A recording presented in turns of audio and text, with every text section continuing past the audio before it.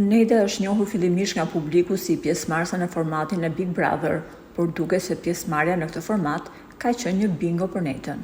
Themi kështu sepse ka qenë pikërisht ky vendi ku Nejda u njoh me bashkëshortin e saj, vëllain e ministres Belinda Balluku.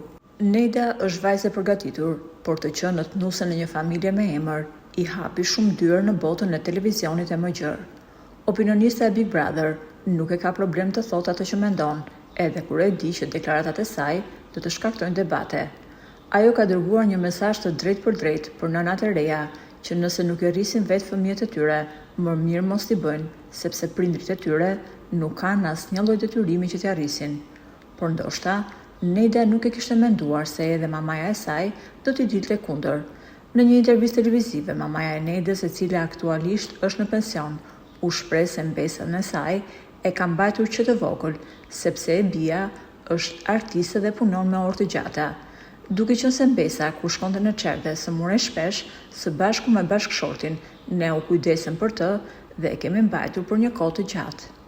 E pra, mamaja e ka kundërshtuar hapur të bijën për këtë deklarat, sepse edhe ajo është një gjyshe që e ka rritur mbesën. Por në lidhje me Nejdën, çfarë thot mamaja?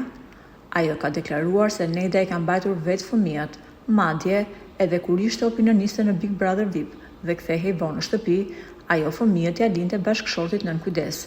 Mamaja Nejdës tha: "Kur e merrja në telefon Nejdën dhe i thoja, ku janë fëmijët, ajo më tregonte se janë me babain e tyre. Dhëndri im është një djalë i mrekullueshëm dhe që ditën mbaj përgjegjësitë që i takon.